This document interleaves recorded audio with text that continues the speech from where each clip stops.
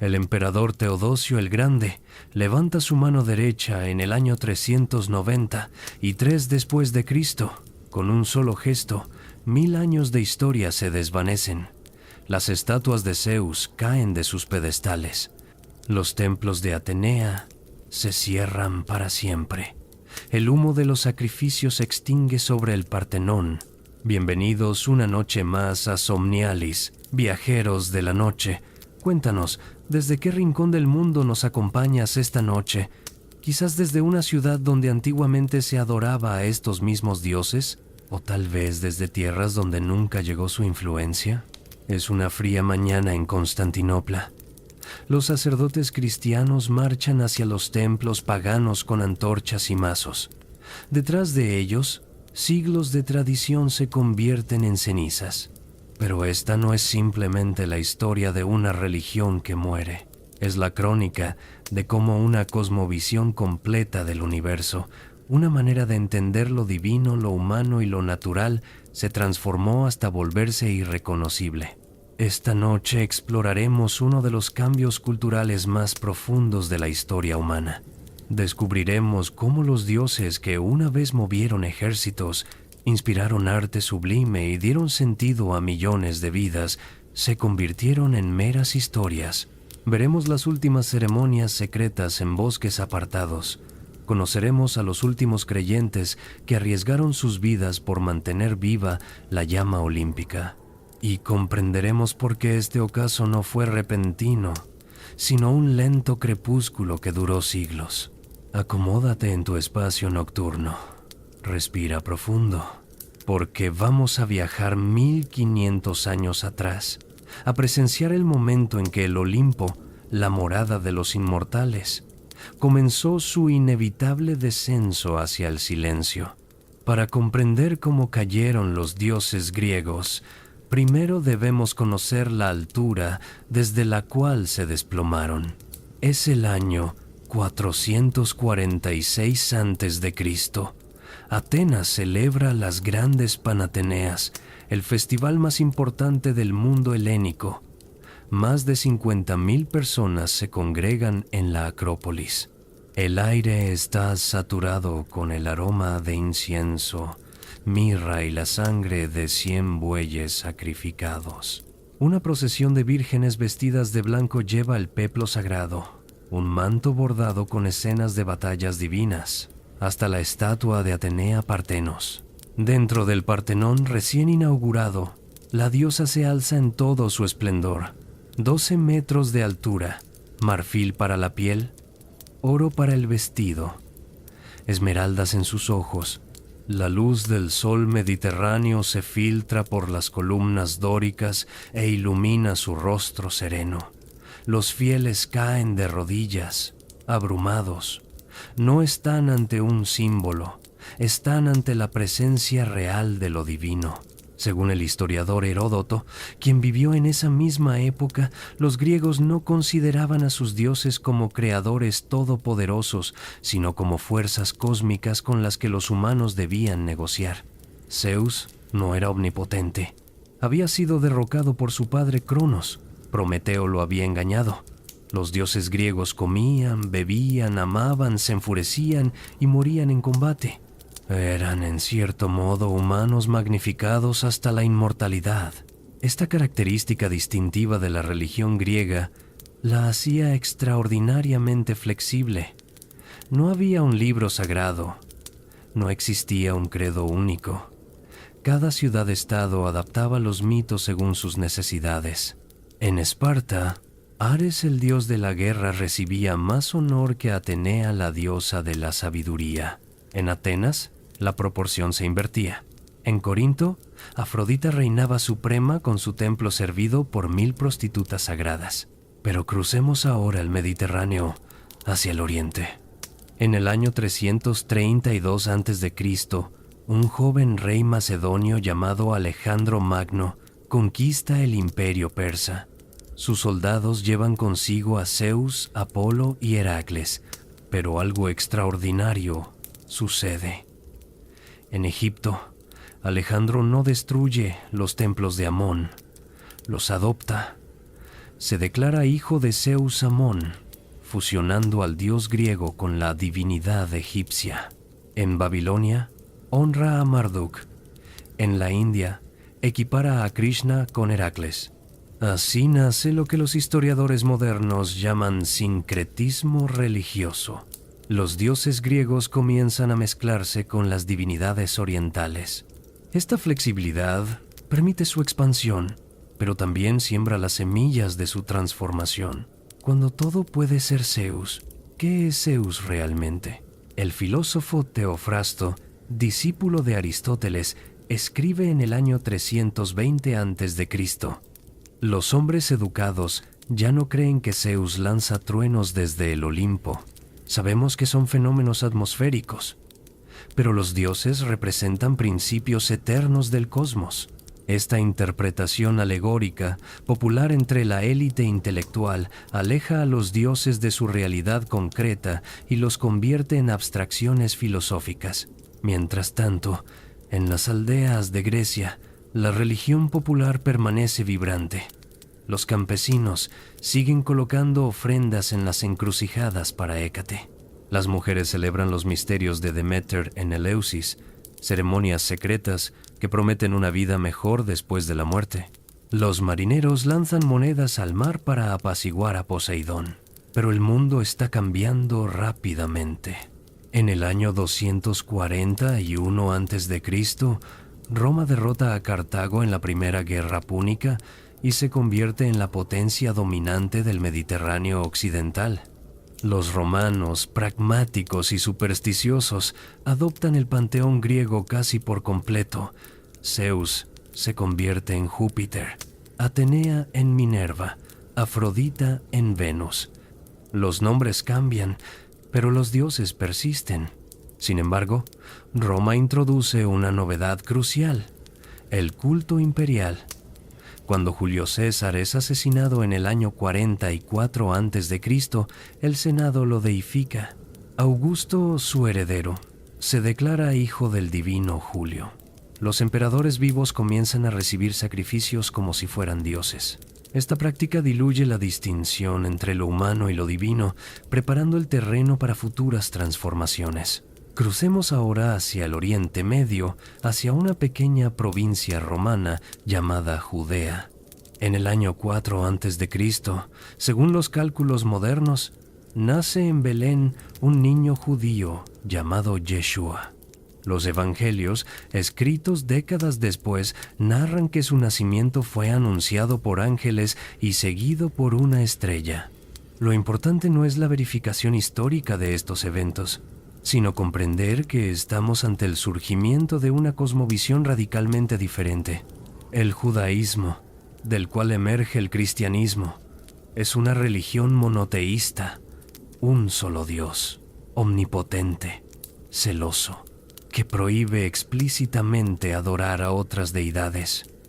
No tendrás dioses ajenos delante de mí, ordena el primer mandamiento.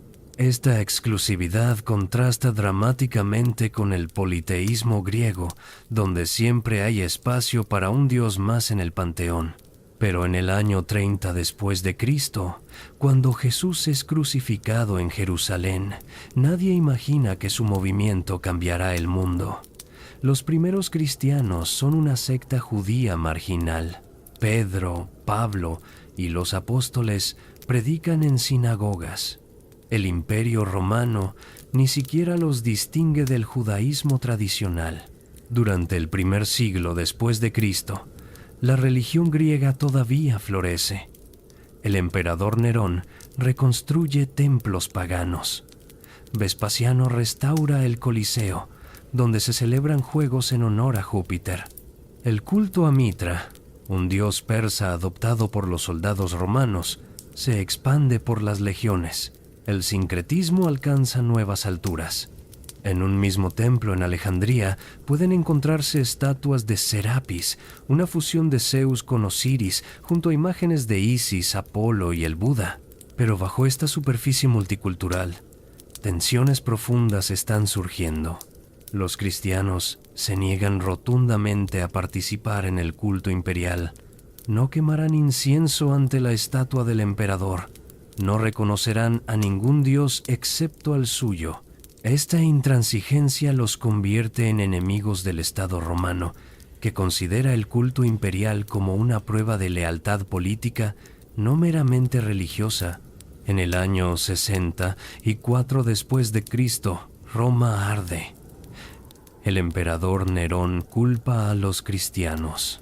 Según el historiador Tácito, quien escribió 50 años después de los hechos, los cristianos son arrestados y ejecutados de maneras atroces. Algunos son crucificados, otros cubiertos con pieles de animales y desgarrados por perros. Algunos son quemados vivos como antorchas humanas para iluminar los jardines imperiales por la noche. Esta persecución, sin embargo, tiene un efecto contrario al esperado. Los mártires cristianos se convierten en héroes. Sus historias circulan en secreto. El teólogo Tertuliano escribirá en el siglo II después de Cristo: la sangre de los mártires es semilla de cristianos. Cada ejecución pública crea más conversos. Mientras tanto, la filosofía griega experimenta su propia transformación. El neoplatonismo, fundado por Plotino en el siglo III después de Cristo, propone que existe un uno trascendente, una realidad última más allá de todos los dioses. Los dioses del Olimpo se convierten en emanaciones o manifestaciones de esta realidad superior. Esta visión filosófica, paradójicamente, prepara el camino conceptual para el monoteísmo cristiano. Al final del siglo II después de Cristo, el Imperio Romano alcanza su máxima extensión territorial bajo el emperador Trajano. Desde Britania hasta Mesopotamia, desde el Rin hasta el Sahara, los templos griegos salpican el paisaje, pero las grietas en el edificio religioso se están ensanchando. Las antiguas certezas se desmoronan. Las plagas devastan el imperio. Las invasiones bárbaras presionan las fronteras. Los emperadores se suceden en rápidas y violentas transiciones. En medio del caos, la gente busca respuestas que los viejos dioses ya no parecen proporcionar. ¿Por qué Zeus permite tanta destrucción? Porque Apolo no detiene las epidemias. El cristianismo ofrece algo diferente. Un Dios que sufre con la humanidad. Un Dios que promete justicia no en esta vida, sino en la eterna. Un Dios que ama incluso a los esclavos, a los pobres, a los marginados. En una sociedad cada vez más desigual y violenta, este mensaje resuena poderosamente. Así, al finalizar el siglo III después de Cristo, el escenario está preparado para el drama final.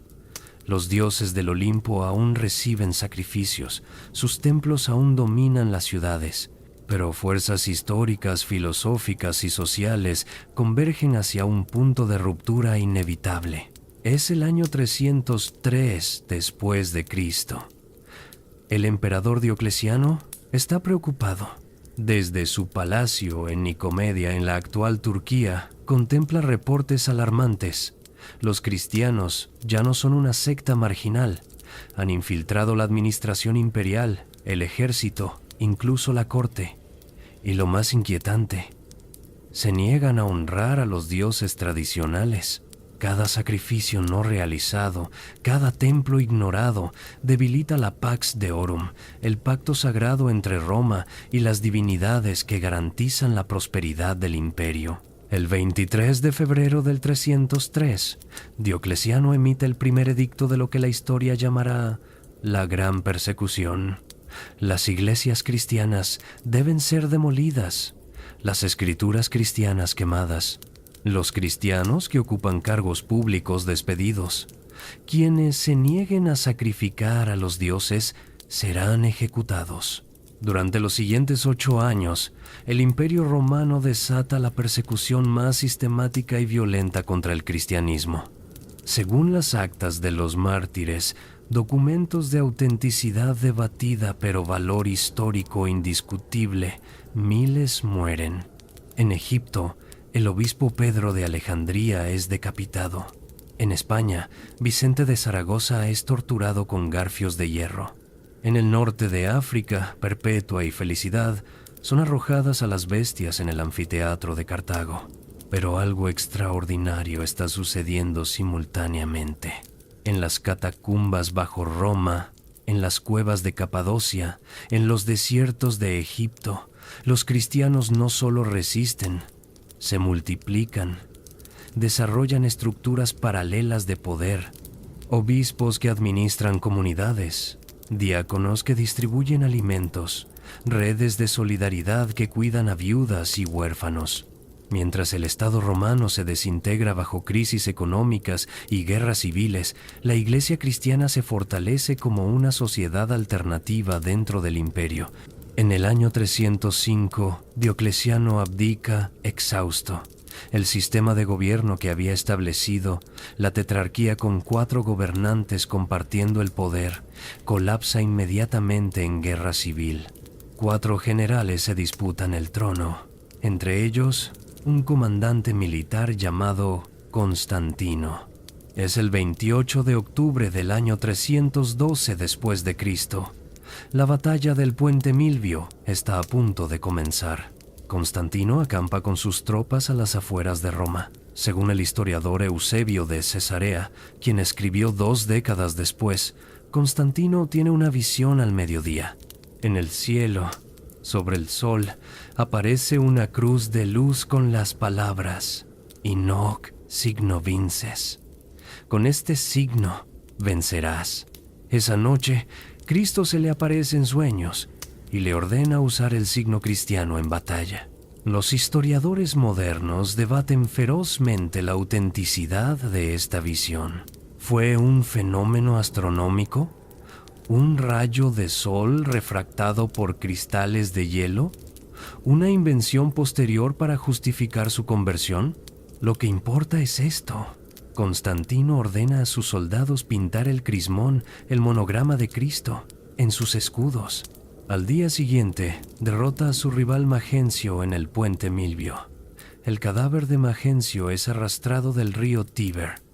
Constantino entra triunfante en Roma y, para asombro de todos, no sacrifica a Júpiter en el Capitolio, como exige la tradición de siglos. Se declara protector de los cristianos. En el año 313 después de Cristo, Constantino promulga el Edicto de Milán.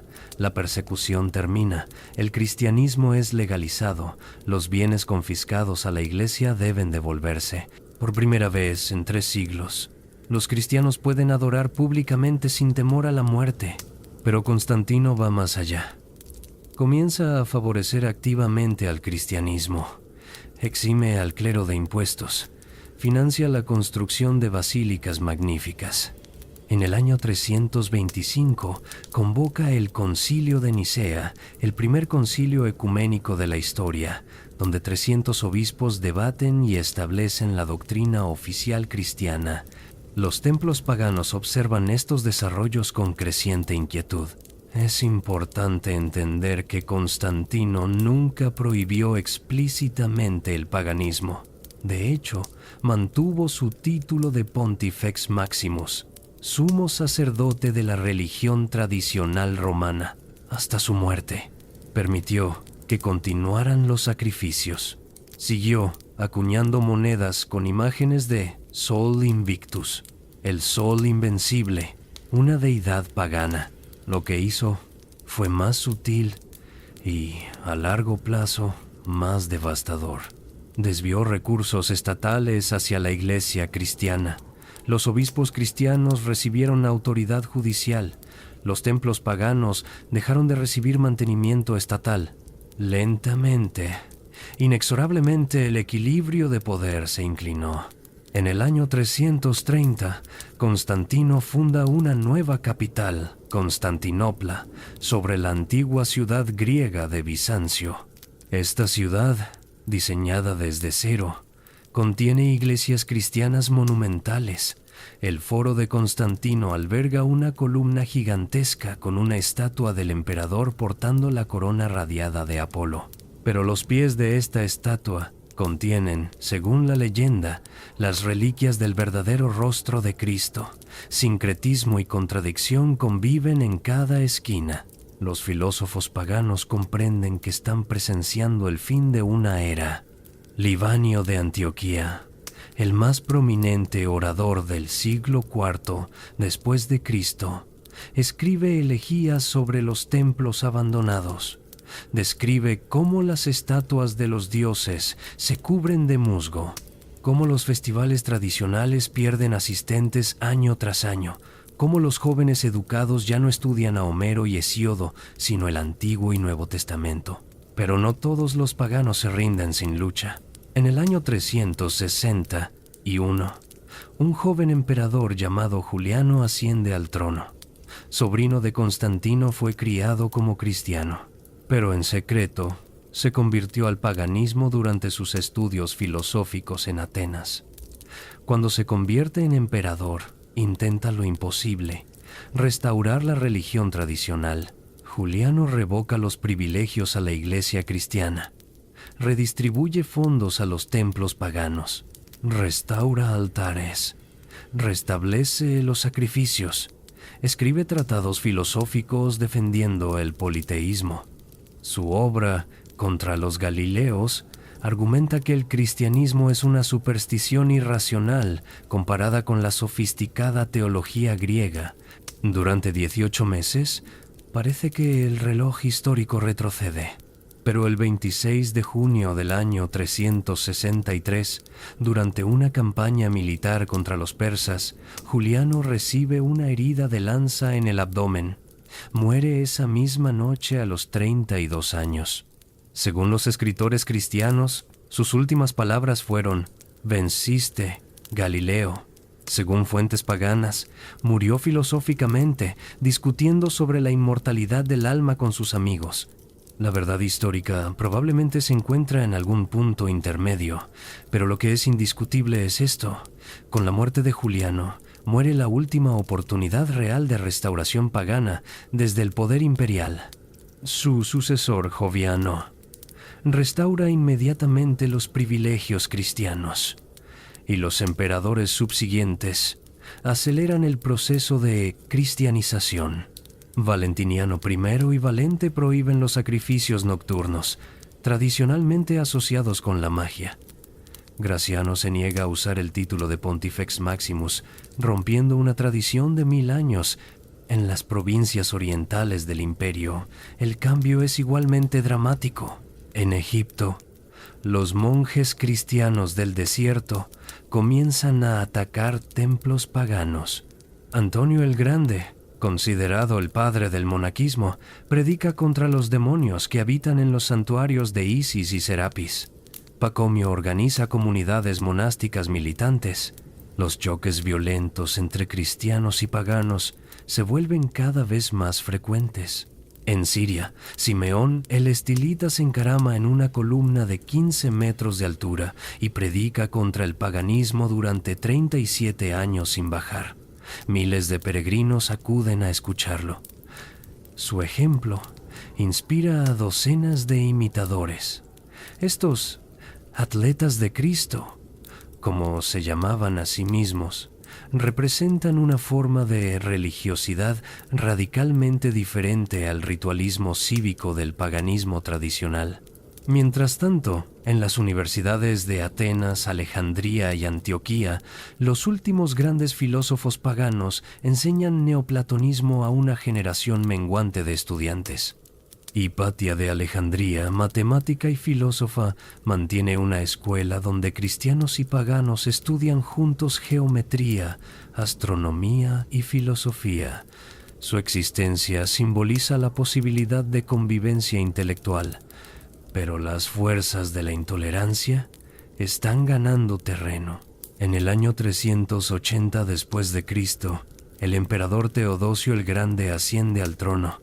Es un cristiano devoto de origen español y está decidido a terminar con la ambigüedad religiosa que ha caracterizado al imperio desde Constantino. El escenario está listo para el acto final. Los dioses griegos, que han reinado sobre el Mediterráneo durante más de 1000 años, están a punto de escuchar su sentencia definitiva. Es el 24 de febrero del año 390 y uno después de Cristo. En Constantinopla, el emperador Teodosio el Grande firma un documento que cambiará para siempre la historia religiosa de Occidente. El Edicto de Tesalónica, promulgado un año antes, ya había declarado al cristianismo niceno como la única religión oficial del Imperio Romano. Pero este nuevo decreto va mucho más allá. Prohíbe explícitamente cualquier forma de culto pagano. Los sacrificios son ilegales. Entrar en templos paganos constituye un crimen. Incluso las ofrendas privadas en el hogar, las libaciones de vino a los dioses domésticos que han acompañado cada comida romana durante siglos, quedan prohibidas bajo pena de confiscación de propiedades. La letra de la ley es clara. Que nadie profane su alma con ritos de sacrificio, ni adore con incienso, ni cuelgue guirnaldas en árboles sagrados, o erija altares de césped. Imagina lo que esto significa. Un imperio de 60 millones de personas recibe la orden de abandonar las prácticas religiosas que han estructurado sus vidas, las vidas de sus padres, abuelos y antepasados durante incontables generaciones. Los calendarios están llenos de festivales religiosos paganos. La agricultura depende de rituales propiciatorios. Los juramentos legales se realizan ante los dioses. El matrimonio, los funerales, los nacimientos, todos están entrelazados con ceremonias paganas. De la noche a la mañana, todo esto se declara ilegal. Las consecuencias son inmediatas y devastadoras. En Roma, el Senado debe elegir. Durante 3 siglos, el altar de la victoria ha permanecido en la Curia Julia, donde el Senado se reúne. Antes de cada sesión, los senadores queman incienso ante este altar y vierten libaciones de vino. Símaco, el líder de la facción pagana del Senado, escribe una apasionada defensa del altar en el año 384. Si larga costumbre tiene algún valor, argumenta Símaco, que se respete tanta antigüedad de años, que se respete a nuestros padres que siguieron bien a sus padres. Roma te pide, César, que conserves para ella en su vejez la religión que la hizo grande en su juventud. Su súplica es elocuente, pero inútil. Ambrosio, el poderoso obispo de Milán, responde con dureza. ¿Quién se dejaría engañar por los argumentos de los paganos? La religión antigua debe ceder ante la nueva verdad. El altar es removido. El Senado romano, corazón del poder pagano durante 800 años, se somete al cristianismo. Pero en las provincias, la resistencia es feroz. En Alejandría, Egipto, ocurre uno de los episodios más dramáticos y trágicos de esta transición. Es el año 391. Teófilo, el patriarca cristiano de Alejandría, recibe autorización imperial para convertir un antiguo templo de Dioniso en iglesia. Durante la demolición, los trabajadores descubren objetos rituales paganos que consideran obscenos. Los exhiben públicamente, burlándose de ellos. Los paganos de Alejandría, enfurecidos, se amotinan, asaltan iglesias, capturan y torturan a algunos cristianos, en un desesperado intento de forzarlos a sacrificar a los dioses tradicionales. Se fortifican en el Serapeum, el magnífico templo de Serapis, dios sincretizado de Zeus y Osiris. El Serapeum no es un templo ordinario, es una de las maravillas arquitectónicas del mundo antiguo. Contiene una biblioteca con más de 40,000 rollos. Su estatua de culto a Serapis, tallada en marfil, ébano y oro, se considera una obra maestra. Según Apiano, historiador del siglo II, el templo es tan magnífico que, después de los templos del Capitolio en Roma, no existe en todo el mundo nada más soberbio. Teodosio envía tropas. Las negociaciones fracasan. Finalmente el emperador ordena la demolición del templo. Según el historiador Sócrates de Constantinopla, quien escribió 50 años después, cuando los soldados cristianos entran al templo y derriban la estatua de Serapis, ocurre algo inesperado. No hay truenos, no caen rayos del cielo. Serapis, el poderoso Dios, no defiende su santuario. La estatua cae y se rompe. De sus entrañas huecas salen corriendo ratones. Los paganos, testigos de esta escena, quedan horrorizados y desmoralizados. Si Serapis no puede defender su propio templo, si los dioses son impotentes ante la violencia humana, ¿qué sentido tiene continuar creyendo en ellos? El Serapeum es demolido. Sus columnas se reutilizan para construir iglesias. Su biblioteca es dispersada o destruida. Los monjes cristianos ocupan el sitio y establecen un monasterio. Pero este no es un incidente aislado. A lo largo de todo el imperio, escenas similares se repiten. En Anatolia, Martín de Tours lidera bandas de monjes que recorren el campo destruyendo templos rurales. En Siria, los estilitas descienden de sus columnas para dirigir ataques contra santuarios paganos. En Gaza, el obispo Porfirio obtiene permiso imperial para demoler el antiguo templo de Marnas, deidad local adorada durante 1500 años. Según el hagiógrafo Marcos el Diácono, la demolición del templo de Marnas requiere semanas de trabajo.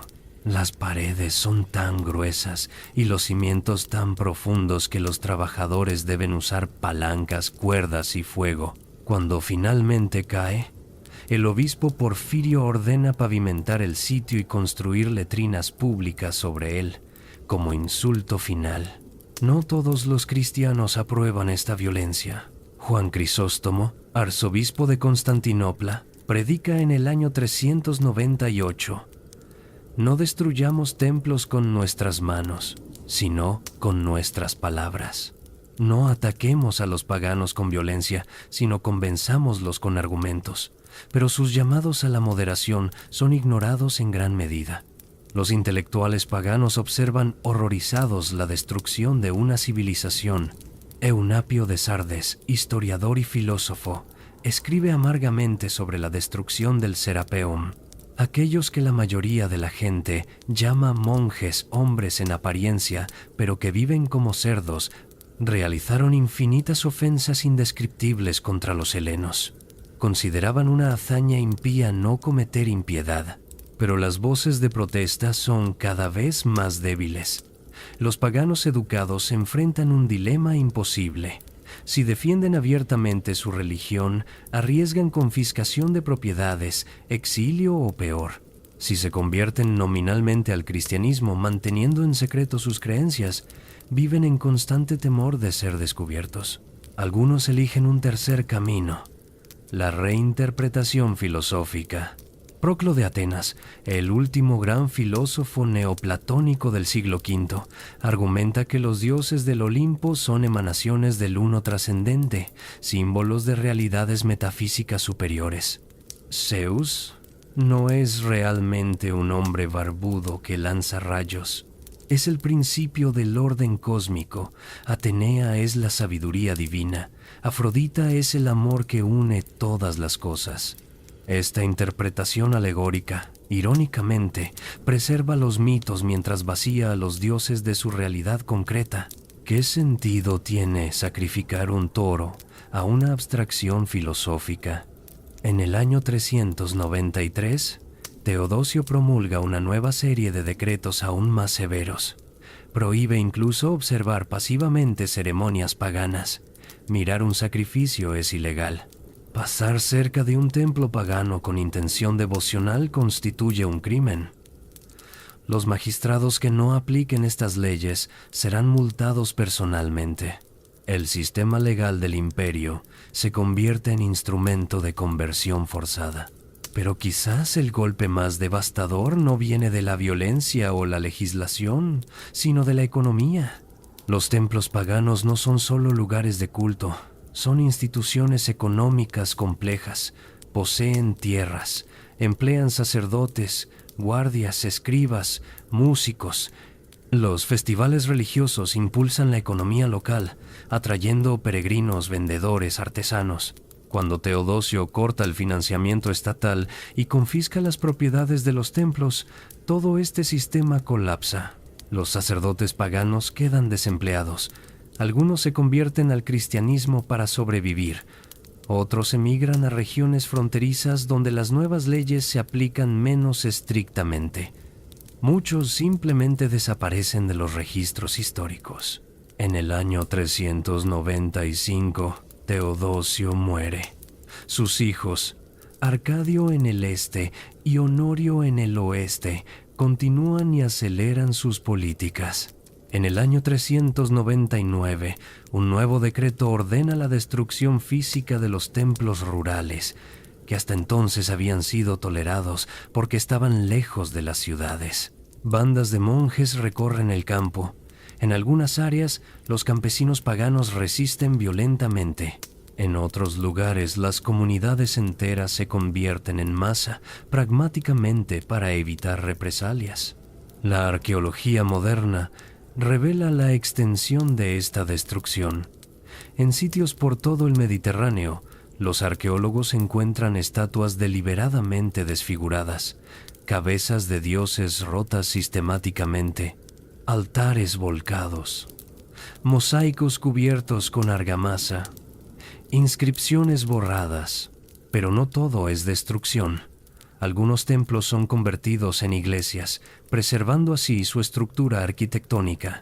El Partenón en Atenas se convierte en iglesia dedicada a la Virgen María. El Panteón en Roma, templo de todos los dioses, se convierte en iglesia de Santa María y los mártires. Esta reutilización, aunque representa la derrota del paganismo, paradójicamente preserva algunos de los monumentos más importantes de la antigüedad. Al finalizar el siglo IV después de Cristo, el paisaje religioso del Mediterráneo ha cambiado irreversiblemente. Las ciudades son cristianas, las élites son cristianas, el aparato estatal es cristiano. Los festivales públicos celebran a santos, no a dioses. Pero bajo la superficie, en lugares secretos, la antigua religión aún respira débilmente. Es una noche sin luna, en el año 415 después de Cristo. En las montañas del Peloponeso, en Grecia, un grupo de hombres y mujeres se reúne en secreto. Han caminado durante horas por senderos escarpados, asegurándose de que nadie los siguiera. Llevan capas oscuras que los ocultan en la noche. Cuando finalmente llegan a una cueva remota, encienden una pequeña hoguera. De sus bolsas sacan pan, vino, incienso y una pequeña estatua de bronce de Deméter. Estos son los últimos paganos de una aldea cercana. Se reúnen en secreto una vez al mes para mantener vivos los antiguos ritos.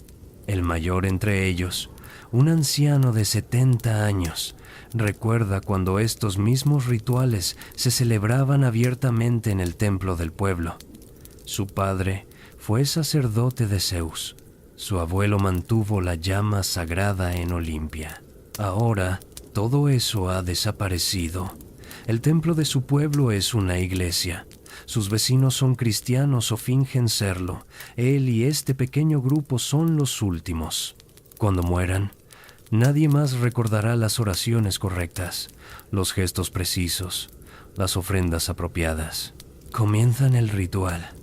Sus voces, en el griego antiguo de Homero, resuenan suavemente en la cueva. Deméter de hermosa corona, diosa de las estaciones, dadora de espléndidos regalos, a ti y a tu hija Perséfone cantamos. Vierten vino sobre la tierra, queman cebada en el fuego. Por un momento, en esta cueva oscura, el pasado revive. Esta escena, reconstruida a partir de referencias fragmentarias en cartas y documentos legales, se repite en cientos de lugares a lo largo del siglo V. El paganismo no murió instantáneamente. Se retiró a las sombras, a los rincones, a los corazones de los últimos creyentes. Pero la presión continúa aumentando. En el año 418, el emperador Honorio promulga un edicto que ordena remover las estatuas de los dioses, incluso de edificios privados. Los inspectores imperiales tienen autoridad para entrar en casas nobles y confiscar cualquier ídolo. Las familias aristocráticas que durante generaciones han exhibido bustos de dioses ancestrales deben esconderlos o destruirlos.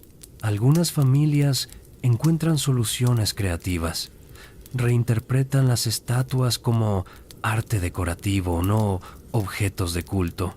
Un busto de Apolo se convierte en representación alegórica de la belleza. Una Afrodita es símbolo del amor conyugal, compatible con la moral cristiana. Estas justificaciones engañan a nadie, pero permiten cierta preservación cultural.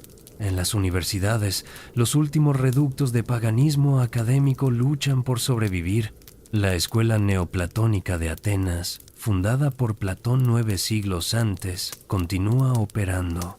En el año 440, su director es Plutarco, bisnieto del famoso biógrafo del mismo nombre.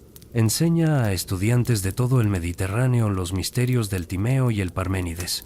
En sus clases, los dioses del Olimpo son interpretados como hipóstasis del Uno, manifestaciones de lo divino absoluto. Sus alumnos más brillantes incluyen a Proclo, quien se convertirá en el último gran sistemático del neoplatonismo. Proclo escribe himnos filosóficos a los dioses. Compone tratados defendiendo el politeísmo desde perspectivas metafísicas. Argumenta que el monoteísmo cristiano, al reducir la divinidad a una sola entidad, empobrece el cosmos. Pero Proclo y sus colegas son conscientes de que están perdiendo la batalla cultural. En el año 485, el emperador Zenón cierra varias escuelas filosóficas paganas en el este. Los filósofos deben elegir convertirse al cristianismo o perder sus cátedras.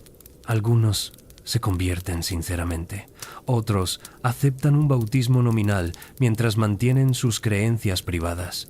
Unos pocos, los más intransigentes, se exilian.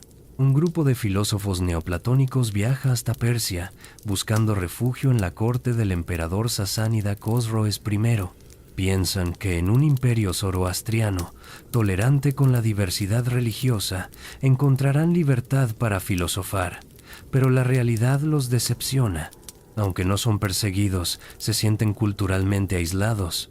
Después de algunos años, la mayoría regresa al Imperio Romano, aceptando finalmente el bautismo cristiano. Mientras tanto, en Egipto, un drama personal encapsula la tragedia del paganismo tardío. Hipatia de Alejandría es la más famosa filósofa y matemática de su tiempo. Hija de Teón, director del Museo de Alejandría, ha heredado su puesto tras su muerte. Enseña geometría, astronomía y filosofía neoplatónica. Entre sus estudiantes hay tanto cristianos como paganos. Su casa es un salón filosófico donde se discuten ideas sin consideraciones religiosas. En el año 410, Hipatia tiene alrededor de 60 años. Es respetada incluso por el prefecto cristiano de Alejandría, Orestes, quien la consulta sobre asuntos políticos. Pero Cirilo, el patriarca cristiano de Alejandría, ve su influencia como una amenaza. Comienza a predicar contra la hechicera pagana que seduce a los cristianos con magia y astrología. En marzo del año 415, durante el Festival Cristiano de Cuaresma, una turba de cristianos fanáticos, posiblemente monjes del desierto, la secuestra de su carruaje, la arrastran hasta una iglesia. Allí, usando tejas de cerámica como cuchillos, la descuartizan viva. Sus restos son quemados. El asesinato de Hipatia conmociona incluso a los cristianos moderados. El historiador Sócrates de Constantinopla escribe: este hecho trajo no poco oprobio a Cirilo y a la iglesia de Alejandría, pues asesinatos, peleas y acciones semejantes son totalmente ajenas a quienes profesan el cristianismo. Pero no hay consecuencias legales. Nadie es castigado. El mensaje es claro. Incluso los paganos más respetados, más educados, más inofensivos no están seguros. Después de la muerte de Hipatia, muchos intelectuales paganos deciden que la discreción es la mejor estrategia de supervivencia. Continúan sus creencias en privado absoluto.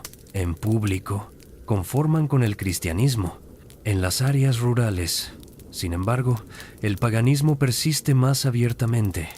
En las montañas de Anatolia, en los valles remotos del Cáucaso, en las islas del Egeo, comunidades campesinas enteras mantienen las antiguas costumbres, no porque sean conscientes de su significado filosófico, sino porque son tradiciones de sus ancestros.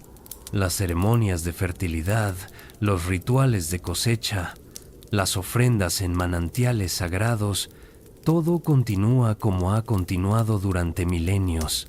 Los obispos cristianos envían misioneros a estas regiones. El proceso de conversión es lento y sincrético. Los santos cristianos absorben las funciones de los antiguos dioses.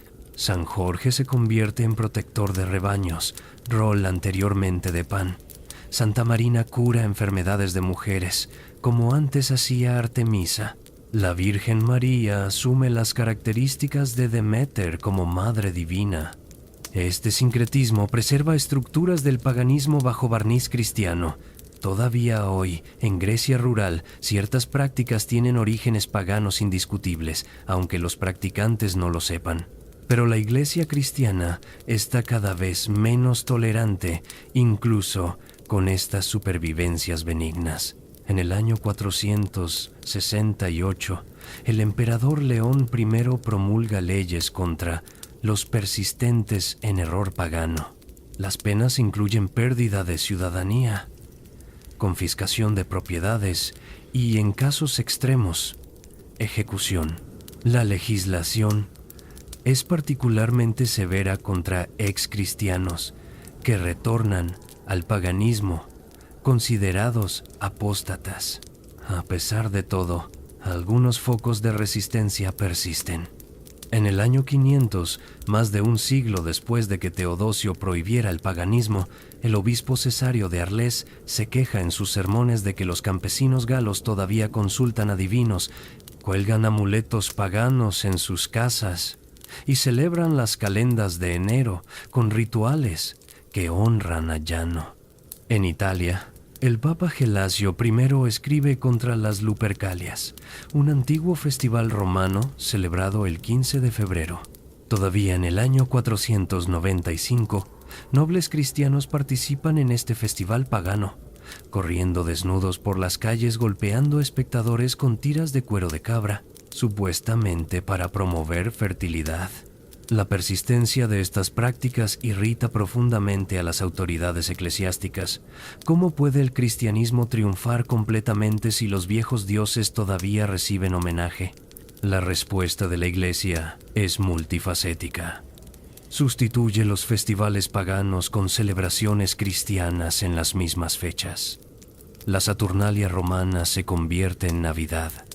Los ritos primaverales de Perséfone son reemplazados por Pascua.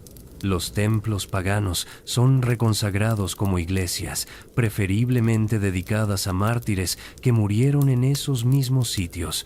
Esta estrategia de absorción es brillante. Permite a la población continuar sus rituales estacionales y cívicos, simplemente reinterpretándolos dentro del marco cristiano. Pero para los últimos creyentes genuinos en los dioses olímpicos, esta cristianización de sus tradiciones es insoportable.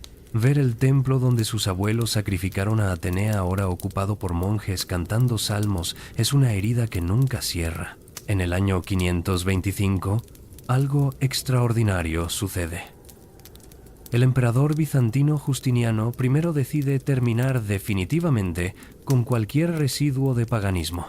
Cierra las últimas escuelas filosóficas paganas en Atenas. La Academia Platónica, que ha operado durante 900 años, debe cerrar sus puertas. Sus propiedades son confiscadas. Sus bibliotecas dispersadas. Los últimos 7 profesores, incluyendo a Damasio y Simplicio, los últimos neoplatónicos, se exilian en Persia. Esta fecha, el año 529 después de Cristo, cuando Justiniano firma el decreto de cierre, es frecuentemente citada por historiadores como el fin oficial del paganismo clásico. Es simbólico. La Academia, fundada por Platón en el año 387 a.C., había sido el faro intelectual del mundo griego durante casi 1000 años. Ahora, su luz se extingue. Los últimos creyentes son ancianos recordando un mundo desaparecido. Sus hijos y nietos son cristianos. Cuando mueren, nadie más recuerda las antiguas oraciones. Los rituales se olvidan. Los nombres de los dioses locales, las leyendas regionales, los mitos familiares, todo se desvanece en el silencio. Es el año 537 después de Cristo. En Constantinopla, trabajadores están demoliendo un antiguo templo de Artemisa para reutilizar sus columnas en la construcción de la iglesia de Santa Sofía, la catedral más grande del mundo cristiano. Un obrero descubre, escondida en un nicho secreto entre dos piedras, una pequeña estatua de oro de la diosa. Pesa tal vez medio kilo. Es exquisita, claramente obra de un maestro artesano. El obrero la muestra a su capataz. ¿Qué hacer con ella? Según la ley imperial, debe ser derretida. El oro se deposita en el tesoro imperial. El obispo local insiste. Es un ídolo pagano. Debe destruirse. Pero el arquitecto Antemio de Tralles, un hombre educado que aprecia el arte antiguo, interviene. No es un ídolo, argumenta. Es arte, historia, testimonio de nuestros antepasados. Finalmente, acepta un compromiso. La estatua se guarda en la biblioteca patriarcal, no para adoración, sino como curiosidad histórica.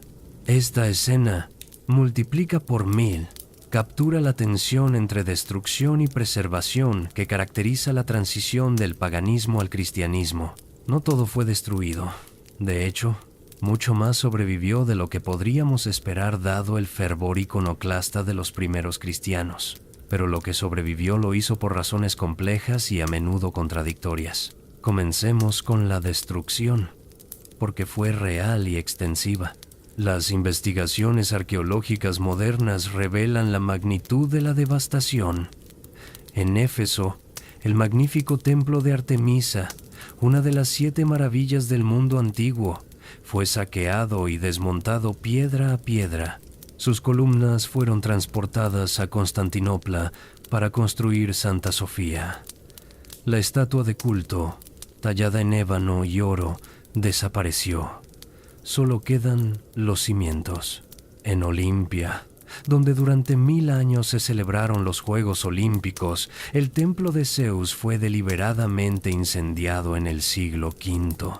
La estatua crisoelefantina de Zeus, otra maravilla del mundo antiguo, obra del escultor Fidias, fue transportada a Constantinopla, donde posteriormente se destruyó en un incendio.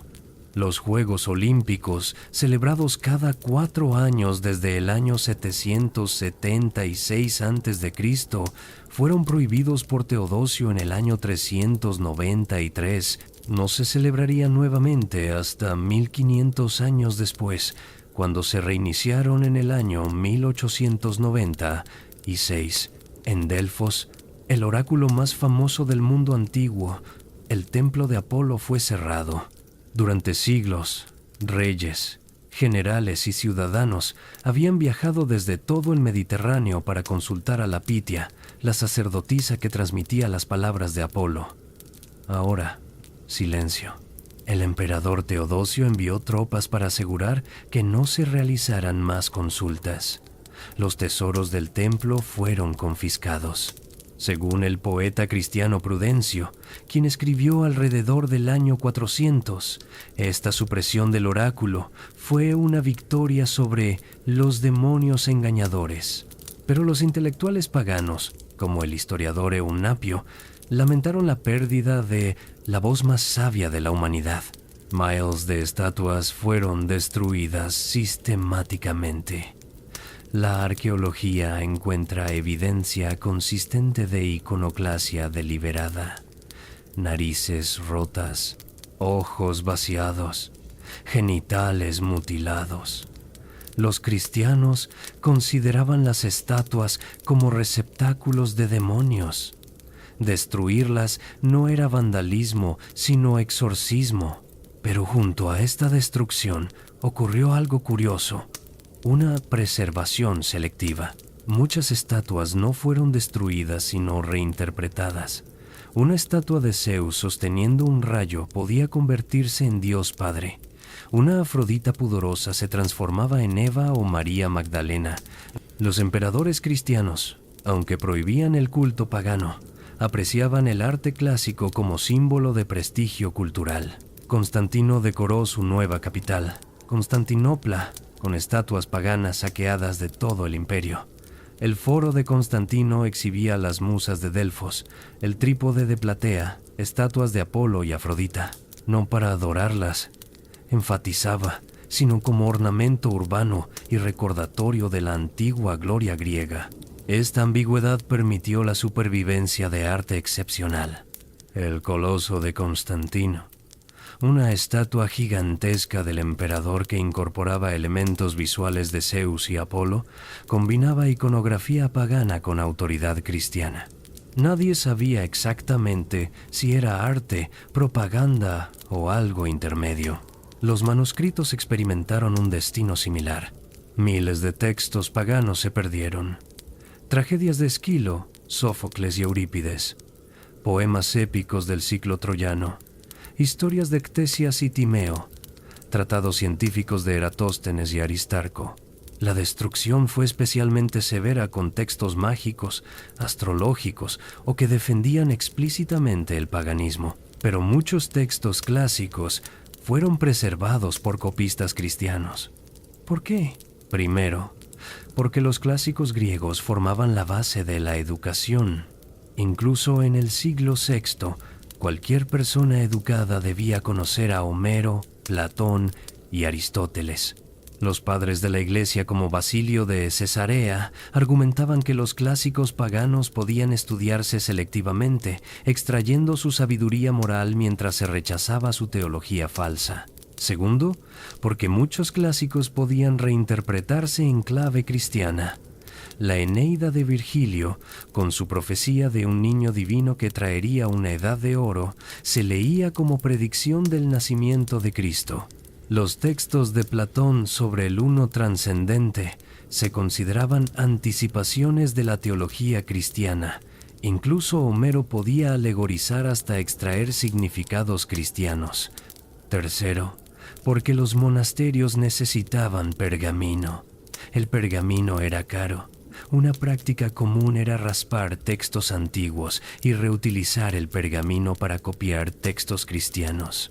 Estos palimpsestos, como se llaman, preservaron paradójicamente muchos textos clásicos, aunque cubiertos, no fueron completamente destruidos.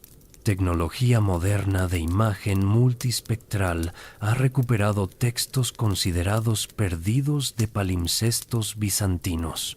En los scriptoria monásticos de Irlanda, Inglaterra y Francia, monjes cristianos copiaron pacientemente obras de Ovidio, Horacio y Cicerón. No porque creyeran en los dioses paganos, sino porque valoraban el latín elegante y la sofisticación literaria. Sin estos monjes copistas, la literatura latina se habría perdido completamente. Un caso fascinante es el del poeta romano Ovidio. Su obra maestra, Las Metamorfosis, narra cientos de historias sobre los dioses griegos y romanos transformándose.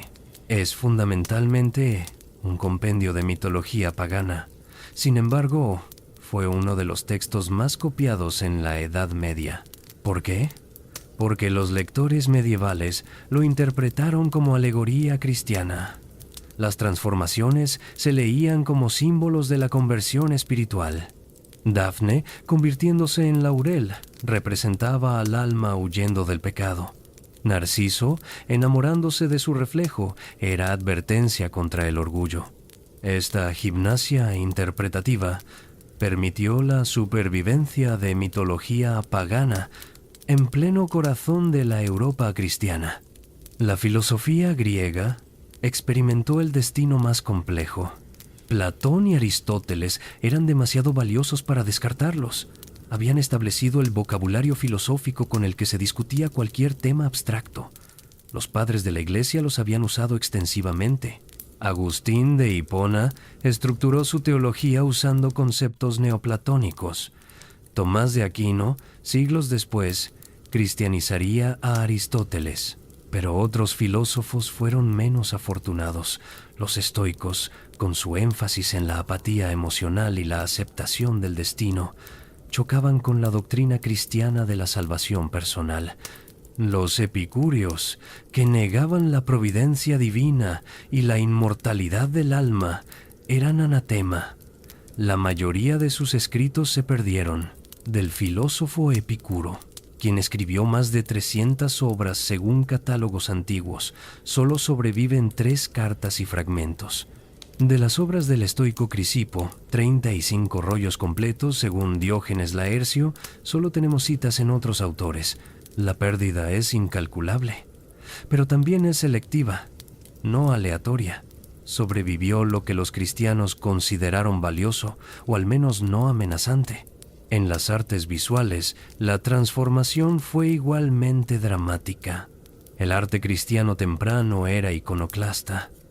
Las primeras iglesias carecían de imágenes. El arte consistía en símbolos abstractos. El pez, el ancla, el buen pastor. Esto reflejaba la herencia judía del cristianismo, con su prohibición de imágenes divinas. Pero gradualmente, especialmente después del siglo IV, el arte cristiano comenzó a incorporar elementos del arte clásico. Los artistas cristianos copiaron poses, proporciones y técnicas del arte grecorromano. Cristo comenzó a representarse como Apolo, joven e idealizado. Los apóstoles se mostraban como filósofos barbados con togas. María adoptaba la pose de la Venus púdica. Este préstamo artístico creó continuidad visual entre el mundo pagano y el cristiano. Un observador del siglo VI vería similitudes sorprendentes entre una estatua de Apolo y una de Cristo. La diferencia estaba en el contexto y la intención, no en el estilo. La arquitectura experimentó una continuidad aún mayor. Las basílicas cristianas adoptaron la forma de las basílicas romanas, edificios públicos rectangulares con naves y ábsides.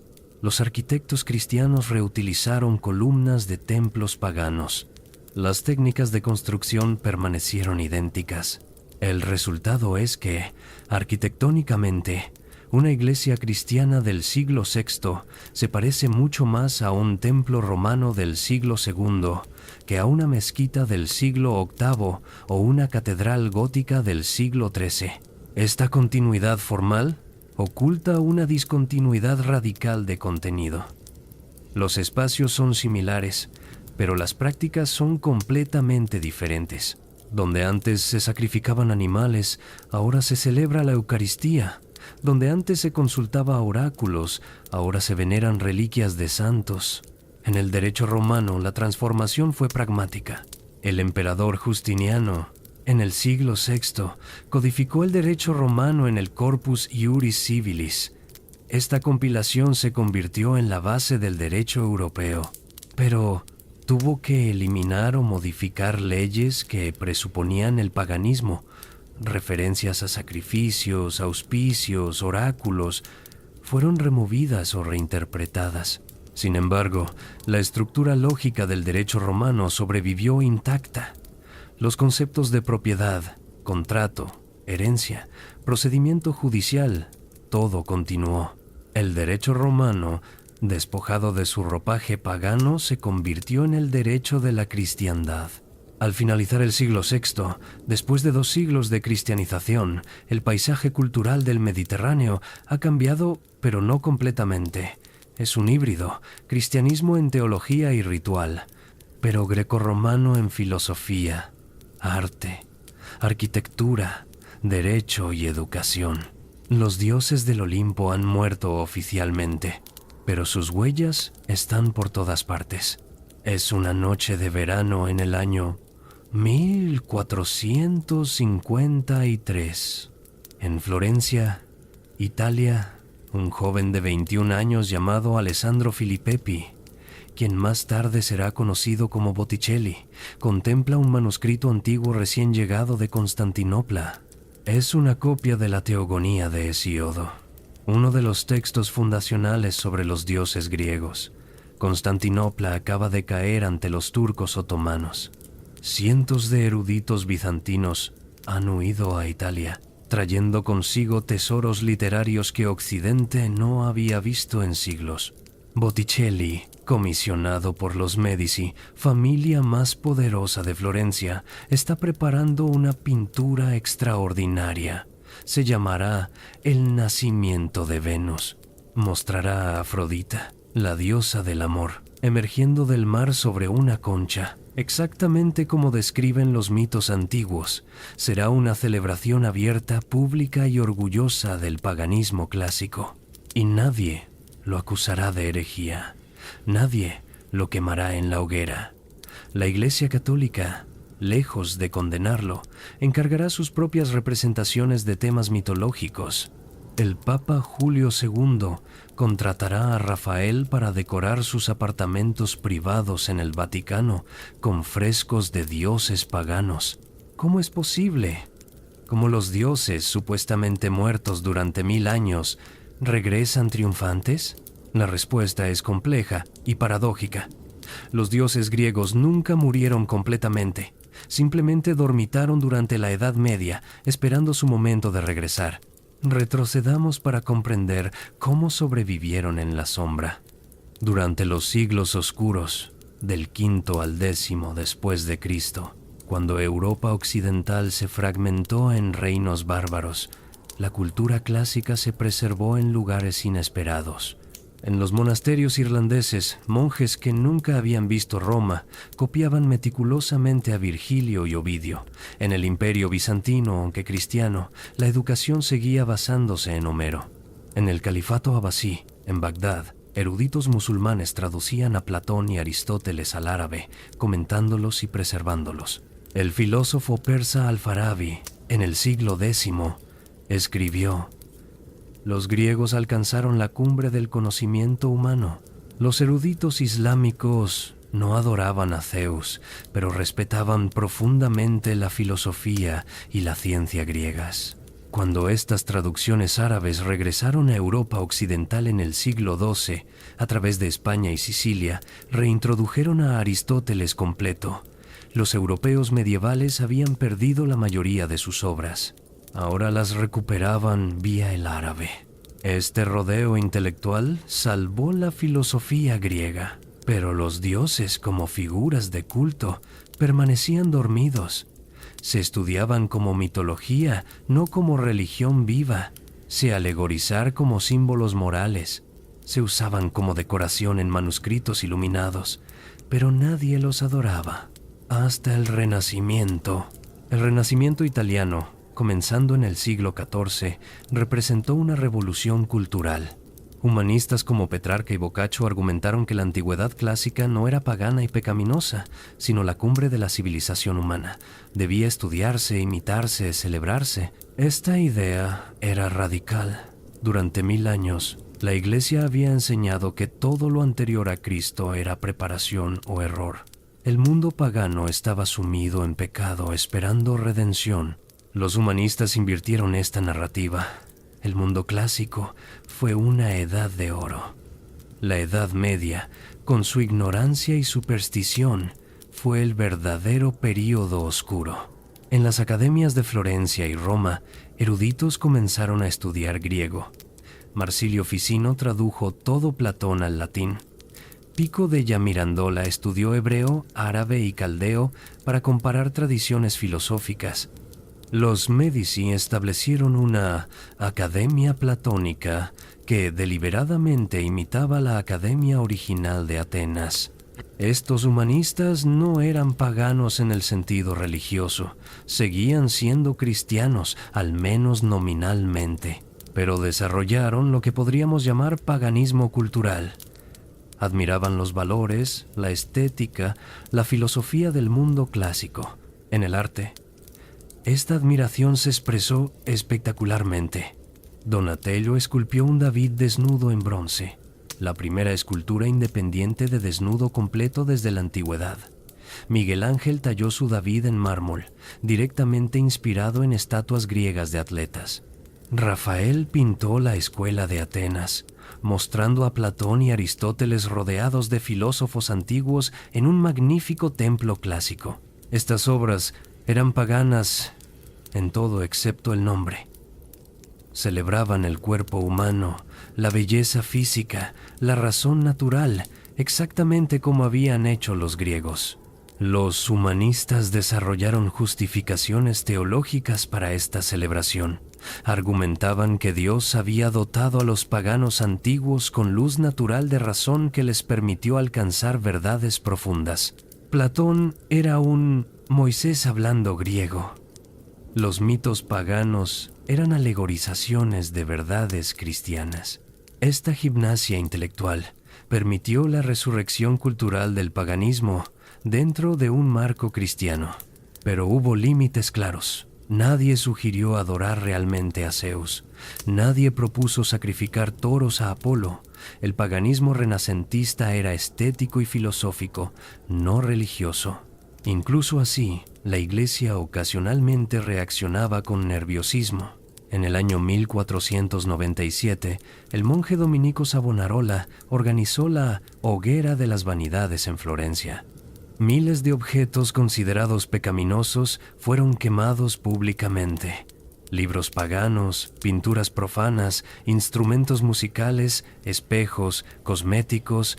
El propio Botticelli, arrepentido, supuestamente arrojó algunas de sus propias pinturas al fuego, pero esta reacción fue temporal.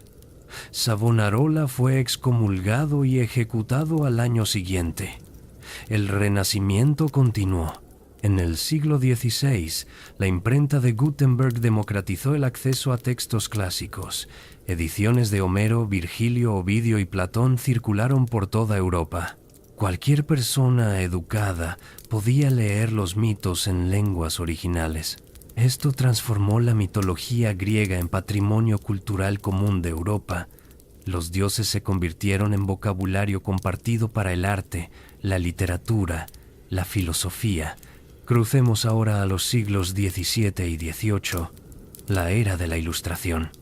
Los filósofos ilustrados tenían una relación compleja con el paganismo clásico. Por un lado, lo admiraban como época de razón, sin superstición eclesiástica. Voltaire elogió la tolerancia religiosa romana.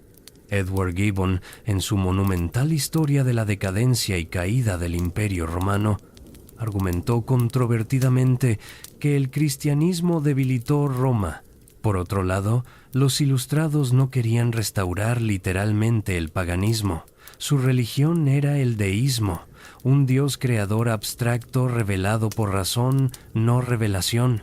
Los dioses olímpicos, con sus celos, adulterios y venganzas, les parecían demasiado humanos, demasiado supersticiosos. En cambio, usaron el paganismo como arma retórica contra el cristianismo tradicional. Si los mitos griegos eran obviamente inventados, ¿por qué creer que los mitos cristianos eran diferentes? Esta línea argumentativa escandalizó a las autoridades religiosas, pero resonó con intelectuales. Durante la Revolución Francesa, hubo brevemente un intento de descristianizar Francia y restaurar elementos paganos. El culto de la razón, establecido en 1793, celebró ceremonias en Notre Dame donde una actriz representó a la diosa Razón. Se reemplazó el calendario cristiano con uno nuevo basado en la naturaleza. Los meses se renombraron según estaciones: Brumario, Termidor, Fructidor. Este neopaganismo revolucionario fue efímero. Napoleón restauró el catolicismo en 1801. Pero el episodio demostró que los dioses griegos podían movilizarse como símbolos políticos. En el siglo XIX, el romanticismo dio nueva vida a la mitología griega. Poetas como Keats, Shelley y Hölderlin escribieron sobre los dioses con nostalgia melancólica. Para los románticos, el paganismo representaba conexión con naturaleza, pasión sin restricciones, imaginación ilimitada, todo lo que sentían que el mundo moderno industrial había perdido. Keats escribió: «La belleza es verdad, la verdad belleza. Eso es todo lo que sabes en la tierra y todo lo que necesitas saber». Esta frase, inscrita en una urna griega imaginaria, encapsula la estetización romántica del paganismo. Nietzsche llevó esta nostalgia al extremo. En El nacimiento de la tragedia, argumentó que la cultura griega presocrática representaba vitalidad dionisíaca que el cristianismo había reprimido. Propuso recuperar esta energía pagana para revitalizar la civilización occidental. Su famosa proclamación «Dios ha muerto» se refería al Dios cristiano. Nietzsche imaginaba que los viejos dioses podrían regresar para reemplazarlo. Este neopaganismo filosófico del siglo XIX influyó en movimientos ocultistas. La Orden Hermética del Amanecer Dorado, fundada en 1888, incorporó deidades griegas en sus rituales mágicos. Aleister Crowley canalizó supuestamente a dioses egipcios y griegos. Sociedades esotéricas proliferaron mezclando fragmentos de paganismo antiguo con esoterismo moderno. Estos movimientos fueron marginales, pero demostraron que algunas personas intentaban literalmente restaurar el paganismo como religión viva. En el siglo XX, esta tendencia se aceleró. El movimiento neopagano, emergiendo en las décadas de 1960 y 70, buscó explícitamente revivir religiones precristianas. La Wicca incorporó diosas griegas. El reconstruccionismo helénico intentó recrear con precisión histórica las prácticas religiosas griegas antiguas. En Grecia moderna, en 1996, un grupo llamado Supremo Consejo de Griegos Étnicos comenzó a realizar ceremonias públicas honrando a los dioses olímpicos. En 2017, Grecia reconoció oficialmente el helenismo como religión, aunque practicantes son solo miles en un país de 11 millones. Estos neopaganos enfrentan el dilema fundamental: ¿es posible realmente creer en Zeus en la era espacial? Para la mayoría, la respuesta es no literalmente. Los dioses se interpretan como arquetipos psicológicos, fuerzas naturales personificadas o símbolos culturales. Pocos creen que hay un hombre barbudo, literalmente, viviendo en el monte Olimpo lanzando rayos. Pero quizás esa siempre fue la naturaleza de los dioses griegos. Los antiguos filósofos ya los interpretaban alegóricamente. La diferencia entre creer en Zeus como fuerza cósmica y como metáfora poderosa siempre fue borrosa. En la cultura popular contemporánea, los dioses griegos están más vivos que nunca. Percy Jackson, serie de novelas juveniles vendiendo 30 millones de copias, introduce a adolescentes contemporáneos a la mitología griega. Películas como Furia de Titanes y series como Blood of Zeus presentan los mitos a audiencias globales. Videojuegos como God of War permiten a jugadores interactuar virtualmente con los dioses. Esta presencia mediática significa que más personas en 2025 conocen historias de Zeus, Atenea y Apolo que en cualquier momento de los últimos 1500 años. Irónico, ¿verdad? Los dioses, supuestamente muertos en el año 393, ahora son más ubicuos globalmente que nunca. Pero son omnipresentes como ficción, no como fe, como entretenimiento, no como religión, como metáforas culturales, no como realidades sobrenaturales. ¿Es esto resurrección o muerte final? Y así, viajero nocturno, llegamos al final de nuestro viaje a través del crepúsculo de los dioses. Hemos visto el Partenón brillante bajo el sol ateniense, Hemos escuchado los lamentos de los últimos filósofos paganos. Hemos presenciado la demolición del Serapeum y el cierre de la Academia. Hemos observado cómo 1000 años de tradición se transformaron en 2 siglos de violencia, legislación y cambio cultural inexorable. Pero antes de que te entregues al sueño, reflexionemos juntos sobre el significado más profundo de esta historia. ¿Por qué cayeron los dioses griegos? La respuesta superficial es obvia. El cristianismo los derrotó mediante conversión, legislación y a veces violencia. Pero esta explicación no es suficiente. Otras religiones han resistido persecuciones terribles. El judaísmo sobrevivió a 2000 años de diáspora. El zoroastrismo persiste en pequeñas comunidades. Porque el paganismo grecorromano colapsó completamente. Quizás porque carecía de lo que las religiones duraderas poseen: un libro sagrado, una doctrina codificada, una estructura institucional centralizada, una promesa de salvación individual. El paganismo griego era maravillosamente flexible, pero esta flexibilidad era también su debilidad. Zeus podía equipararse con Júpiter, con Amón, con cualquier dios supremo. Si todo puede ser Zeus, eventualmente Zeus no es nada específico. El paganismo era cívico, no personal. Participabas en rituales como ciudadano, no como individuo buscando salvación.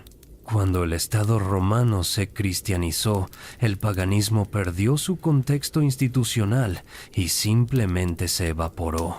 Pero hay una explicación más profunda aún. Tal vez los dioses griegos murieron porque la cosmovisión que los sustentaba murió. Los griegos antiguos vivían en un universo encantado donde cada río tenía su ninfa, cada bosque su dríada, cada montaña su dios. La naturaleza estaba viva con presencias divinas. Esta visión animista del mundo se volvió insostenible con el desarrollo de la filosofía natural, la ciencia temprana. Cuando Aristóteles explicó los truenos como fenómenos meteorológicos, Zeus como lanzador de rayos perdió credibilidad. Cuando los astrónomos calcularon órbitas planetarias, la idea de Helios conduciendo su carro solar por el cielo se volvió metáfora. El cristianismo ofreció algo diferente.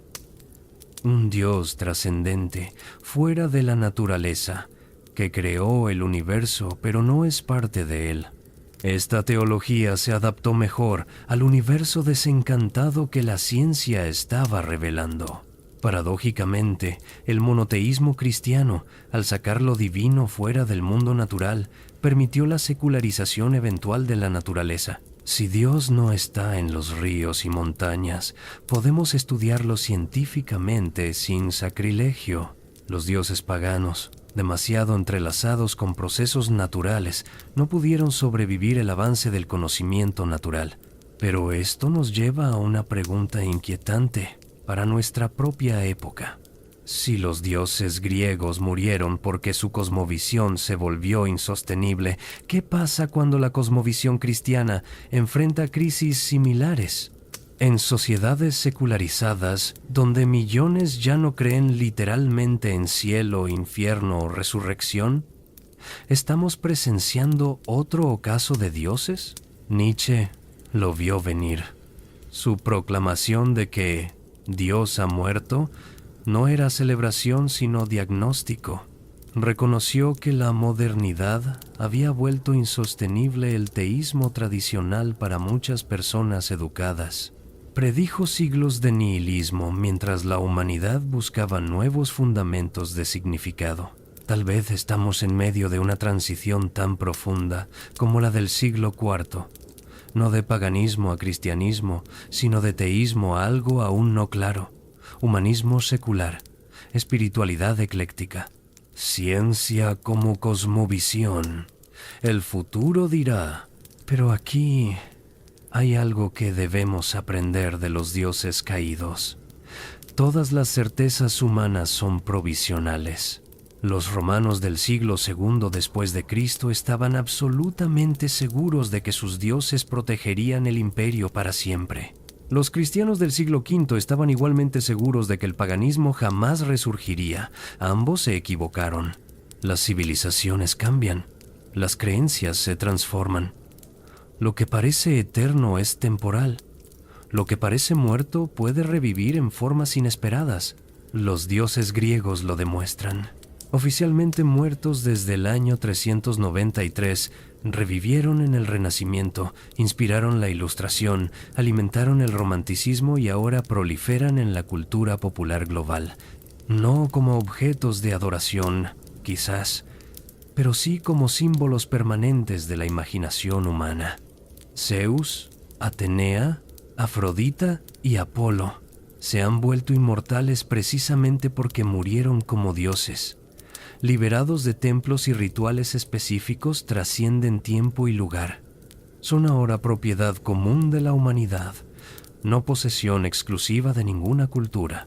Esto es un tipo de victoria que los antiguos sacerdotes nunca habrían imaginado.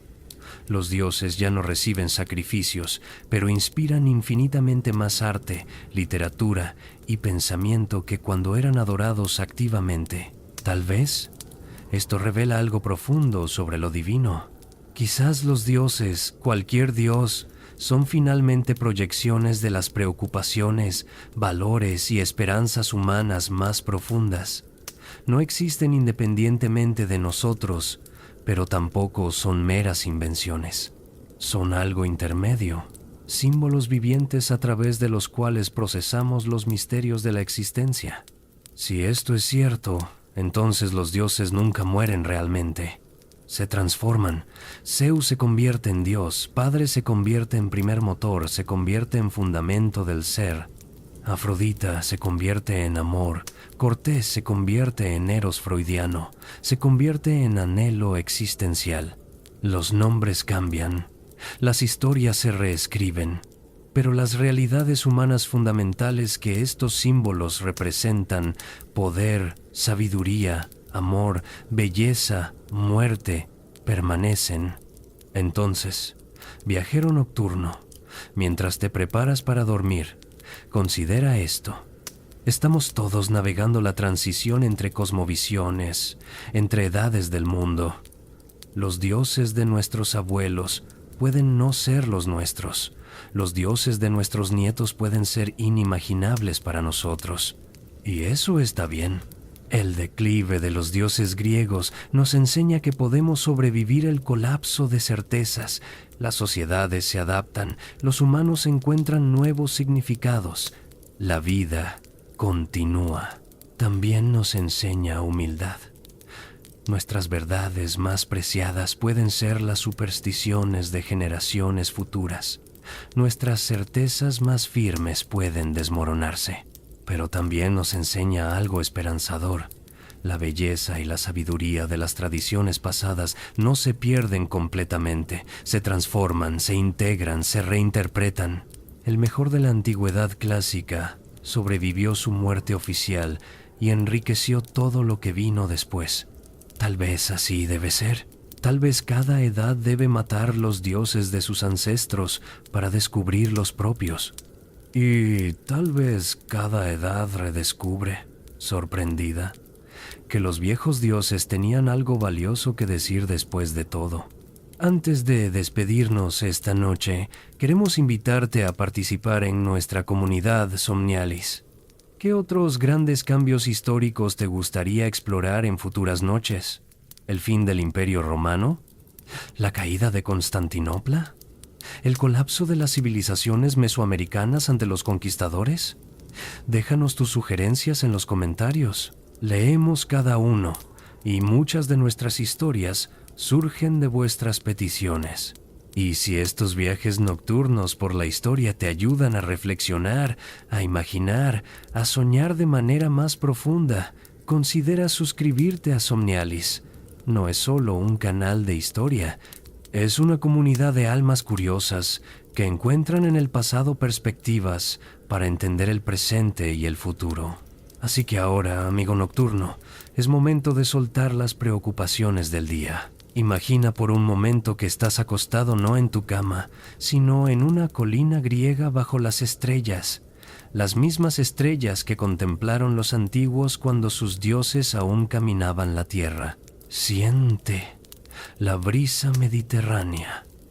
Escucha el susurro de los olivos y comprende que tú, aquí y ahora, eres parte de una cadena ininterrumpida de conciencia humana que se extiende desde aquellos griegos antiguos hasta un futuro que no podemos imaginar. Los dioses cambian, las civilizaciones suben y caen, pero la capacidad humana de preguntarse, de buscar significado, de contar historias sobre el misterio de existir, esa capacidad persiste. Y con esa certeza profunda, más fundamental que cualquier dios específico, te deseamos buenas noches. Que tus sueños te lleven a jardines donde los dioses olvidados caminan nuevamente, no como señores exigiendo sacrificios, sino como viejos amigos compartiendo sabiduría. Que despiertes mañana renovado, llevando contigo la lección de que incluso lo aparentemente eterno cambia, y que en ese cambio perpetuo yace la belleza vertiginosa de la experiencia humana, hasta que nos encontremos nuevamente en otra noche, en otro viaje por los misterios del pasado. Dulces sueños, viajero. Los dioses pueden dormir, pero las historias que cuentan nunca mueren.